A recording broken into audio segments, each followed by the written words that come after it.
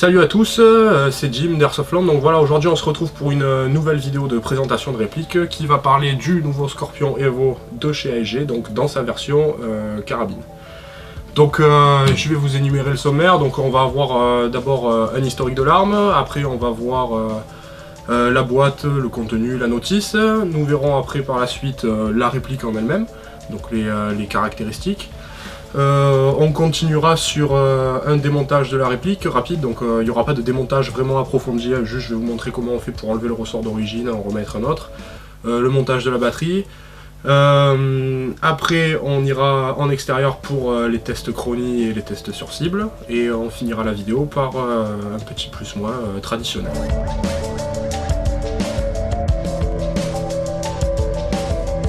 Alors pour l'historique de l'arme, donc le Scorpion Evo 3 A1, donc fabriqué par CZ en République tchèque, c'est un pistolet mitrailleur chambré en 9x19 qui dispose d'un chargeur de 30 coups ou 15 pour sa version civile.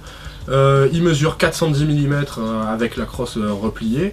On a une longueur totale avec la crosse dépliée de 670 mm et un poids de 2,7 kg. Alors c'est un pistolet mitrailleur qui a une cadence de tir relativement élevée, on est à 1550 coups minute, donc ce qui en fait une arme très légère, maniable, avec une très grande puissance de feu. On poursuit la vidéo avec la boîte. Donc la boîte, c'est une boîte très sobre, noire, avec une vue de la réplique, le modèle. Vous allez retrouver sur un des côtés la référence de la réplique. Donc voilà, que vous pouvez voir ici. Voilà, donc c'est une boîte qui est vraiment relativement sobre. Au dos, vous allez pouvoir retrouver les caractéristiques de la réplique, donc d'usine. Des petits pictogrammes qui vous disent voilà, qu'il faut porter des lunettes, ne pas se diriger le canon dans l'œil pour se tirer tout seul dessus, éviter de tirer sur des personnes, voilà, ne pas être emballé dans la ville comme ça, sans protection.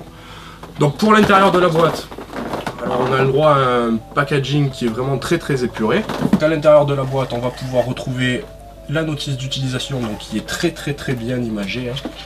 Elle est vraiment magnifique, avec un papier de qualité. Voilà, donc on a 4 volets, donc on peut retrouver les différents accessoires que vous allez pouvoir avoir, les types de batteries. Voilà, donc c'est vraiment une très belle notice. Hein. Alors malheureusement, cette notice est entièrement en anglais. Donc vous pouvez télécharger sur le site d'AEG directement la notice en français. Nous avons bien sûr la réplique, le chargeur de la réplique, et au milieu vous allez pouvoir retrouver les organes de visée. Voilà, donc c'est des organes de visée fibre optique qui sont fournis avec la réplique.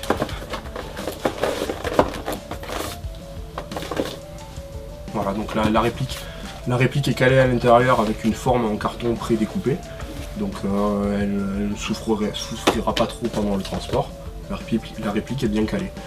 On aurait quand même pu espérer un petit peu de mousse ou quoi, parce qu'au prix de la réplique, qui est quand même de environ 500 €, de la protection supplémentaire, ça aurait pas été du luxe. Voilà pour la boîte.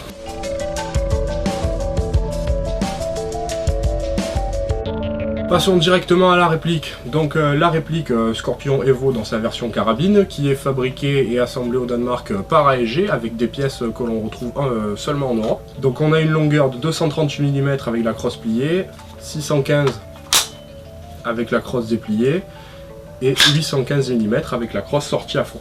Nous avons un poids de 2,4 kg, donc qui se rapproche quand même pas mal du modèle original, qui est de 2,7 kg. La partie supérieure est entièrement en fibre de nylon, comme pour la partie inférieure, et vous allez pouvoir retrouver le silencieux et le canon interne, donc ça ce sera des parties en métal. La fausse trappe d'éjection qui vous permet de régler le hop-up, donc celle-ci aussi est en métal, donc on peut voir le réglage du hop-up qui est ici, donc c'est un hop-up réglable. Quand vous la tirez en arrière, donc voilà, elle va rester ouverte, et si vous voulez la rabattre de l'autre côté, vous allez avoir ce petit bouton, donc en fait que vous allez pousser vers le bas comme ça, et on va pouvoir voir que voilà, la trappe se referme. Donc ça, pour régler le hop-up, c'est un petit plus. À l'intérieur de cette réplique, donc comme c'est la réplique, la version longue, nous avons un canon de 407 mm en 6,03, donc ça c'est un très bon point. Le chargeur fait 75 billes. Donc il existe aussi des chargeurs high cap, donc qui sont plus gros. Vous allez pouvoir mettre environ 300 billes. La puissance annoncée est de 446 fps, c'est énorme, donc ça correspond à environ 1,85 joules. Donc pour jouer en association, il va falloir obligatoirement passer par la case downgrade. Déjà d'une part puisque la gearbox peut supporter des gros ressorts. Vous avez l'avantage de disposer sur cette réplique d'un changement de ressort rapide, donc qui se situe à l'arrière. Voilà, donc en fait vous avez juste à appuyer dessus, enlever la crosse, et vous allez pouvoir sortir le guide ressort avec le ressort. Donc ça, on verra cette étape-là au démontage de la réplique. À l'intérieur, vous avez bien sûr, comme sur les anciennes versions et les versions standard, le MOSFET ASCU. Donc là, c'est une génération 4, donc c'est le dernier qui est sorti, qui va vous permettre de tirer, donc vous allez avoir le mode save bien sûr, le mode semi, le mode burst de 3 coups. Hein. Donc on peut voir qu'il y a 4 positions sur le sélecteur. Donc save, semi, burst de 3 et la rafale libre. Donc voilà, ça c'est un très bon point. Le petit point négatif, c'est que comme étant donné que c'est de l'électronique, ça aime pas l'eau, mais pas du tout. L'humidité vaut mieux éviter, donc quand vous êtes sur les terrains, pensez à fermer les housses pour pas que l'humidité vienne se mettre à l'intérieur. Et surtout quand il pleut, faites très attention, protégez bien votre réplique. Donc, étant donné que vous avez une puce électronique à l'intérieur, vous avez aussi l'avantage d'utiliser des batteries LiPo, donc ça régit jusqu'à 12 volts, donc les batteries 11 ohms passeront sans problème. Ce MOSFET va vous permettre de savoir quand votre batterie est vide, donc le MOSFET va se mettre à biper pour vous prévenir qu'il faut que vous changiez de batterie. Vous avez aussi la détection d'une pièce qui casse à l'intérieur ou quoi que ce soit. Si vous avez la gearbox qui force ou qui se bloque, le MOSFET va biper aussi pour vous dire que la réplique va passer en mode inutilisable. Donc ça évite les j'appuie, ça fait un bruit bizarre, je continue à appuyer et on casse encore des pièces. Donc voilà, ça c'est vraiment une réplique qui est vraiment très safe, relativement fiable du moment qu'on l'entretienne bien et qu'on ne met pas des batteries de gros port à l'intérieur.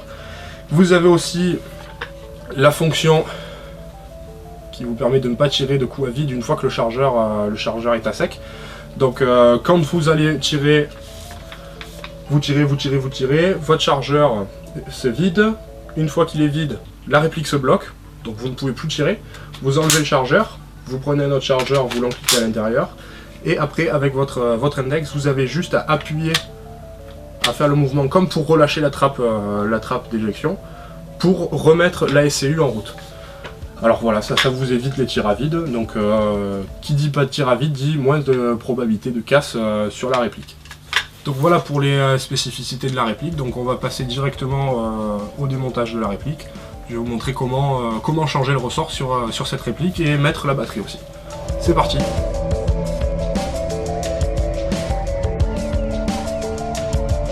On est à l'atelier pour voir pour le changement rapide de ressort, donc il se trouve à l'arrière. Alors étant donné que la réplique sort à presque 450 fps, j'ai jugé utile de vous montrer comment on fait pour changer le ressort, donc c'est vraiment pas compliqué, hein, y a pas de grosse manipulation.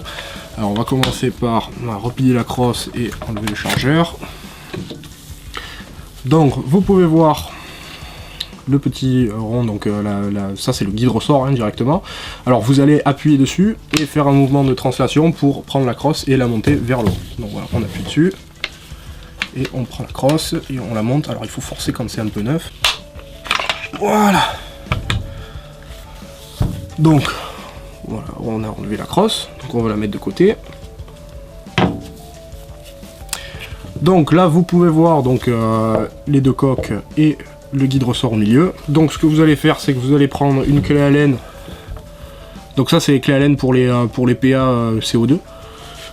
C'est la même. Vous mettez la clé Allen, vous appuyez à fond, vous faites un quart de tour.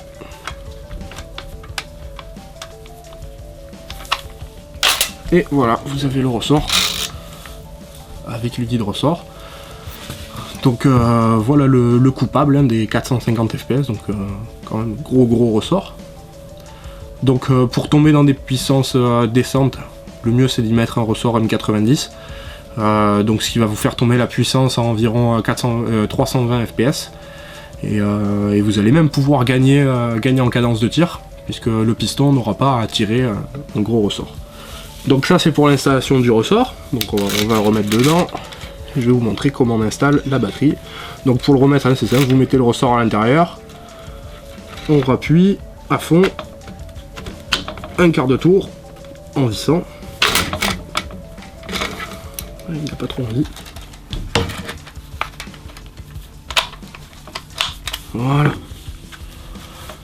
Donc là le ressort est installé et maintenant vous n'avez plus qu'à remettre la crosse en normal et la remettre en la glissant par le haut. Vous appuyez sur le guide ressort et vous la clipsez. Et voilà. Donc là la réplique est remontée. Alors pour l'installation de la batterie, vous allez procéder ainsi. Donc vous mettez la réplique comme ça, vous dévissez le silencieux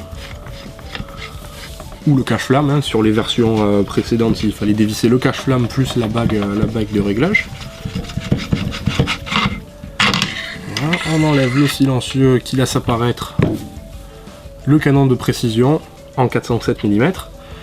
Et une fois que vous avez fait ça, vous allez venir tirer le garde-main. Alors petite astuce, avec votre pouce, attrapez le levier d'armement, parce que si vous l'attrapez pas, en fait, il y a un ressort ici et il va sauter, vous allez le perdre. Ça m'est déjà arrivé plusieurs fois de perdre le ressort et le levier d'armement.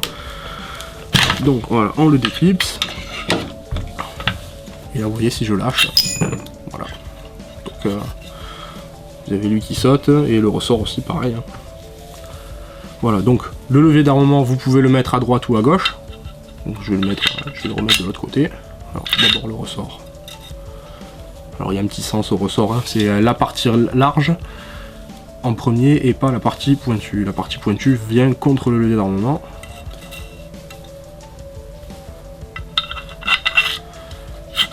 Voilà, donc on va le poser là. Donc vous pouvez voir que l'outer barrel n'a pas changé de la version précédente. Là nous avons le silencieux donc qui est relativement grand, hein. Donc le silencieux est totalement vide, il n'y a pas de mousse à l'intérieur. Tout simplement puisque le canon vient jusqu'au bout du silencieux.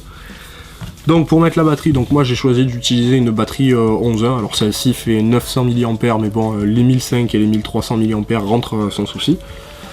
Vous allez l'insérer dans cette partie là, donc à l'intérieur. On va faire passer les câbles sur le côté. On met la batterie, voilà, on l'envoie bien jusqu'au fond. Après, on vient brancher les connectiques. Et là, on attend. Et normalement, la réplique va biper. Voilà, donc là, la réplique a bipé. Donc, ça me signale que tout est bon. Je vais venir remettre le garde-main. En prenant soin, bien sûr, de ne pas écraser les fils, comme j'ai vu chez certains. Après, ils s'étonnent que ça ne marche plus. Surtout que les lipos, ils ont des fils qui sont très petits. Voilà, donc on vient bien le clipser. Et pour verrouiller le tout, on va remettre le silencieux.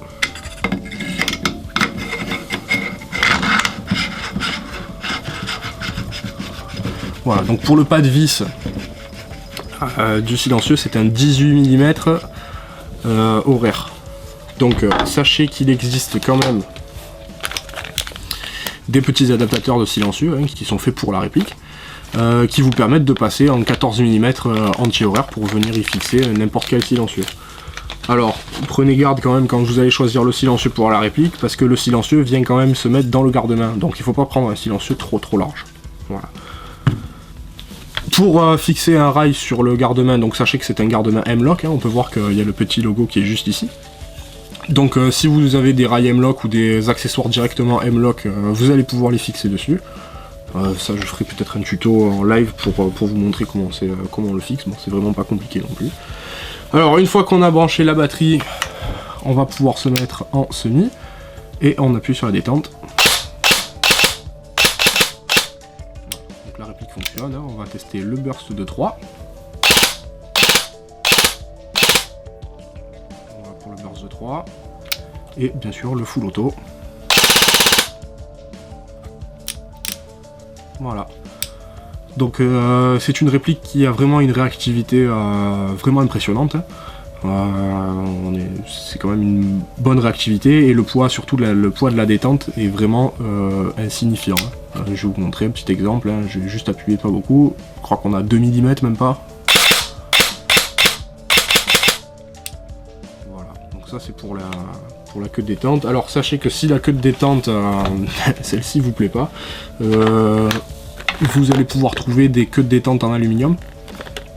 Donc je vais vous montrer à quoi ça ressemble. Alors ça donne, c'est une queue de détente en aluminium CNC avec marqué Evo dessus. Alors ça donne un look un peu plus agressif et un peu plus competition à la réplique. Je trouve ça cool. Et de plus, cette queue de détente réduit encore plus la course de l'action. Donc voilà, ça c'est si vous voulez faire du semi ultra rapide, c'est le petit accessoire à avoir.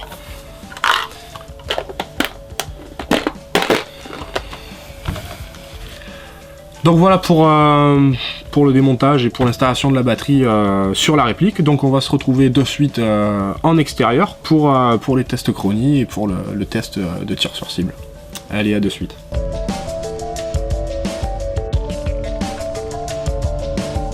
On est en extérieur pour les tests chronie. Donc bis 0,20 g, on va tester un semi. Donc on a une puissance annoncée à 446.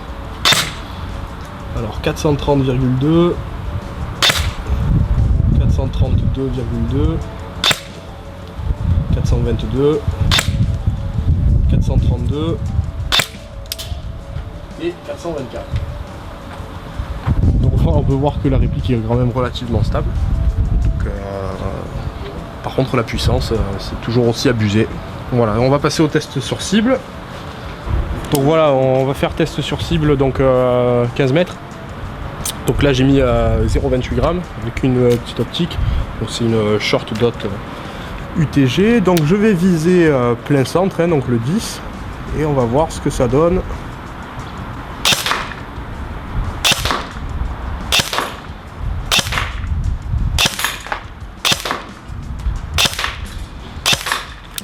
Voilà, allez, on va voir ce que c'est. On a un très joli groupement, hein, donc j'en ai foutu 2 ici plein fer, là on a 2, 1, 2. Donc 2, 3, 4, 5, 6, donc 6 billes. Donc on peut voir que c'est quand même bien groupé, hein, sur 15 mètres. Donc voilà, on est sur 5 cm, 5 cm carrés environ. Donc voilà, cette distance, vous laissez pas trop le choix à votre adversaire. Allez, on se retrouve pour les conclusions.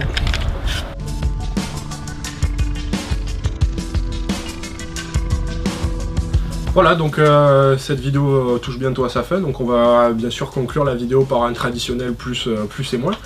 Donc on va commencer par les points positifs. C'est une réplique qui est vraiment très bien finie, hein, donc on en a vraiment pour son argent, hein, pour 500 €, on sait ce qu'on a. La précision est vraiment impressionnante.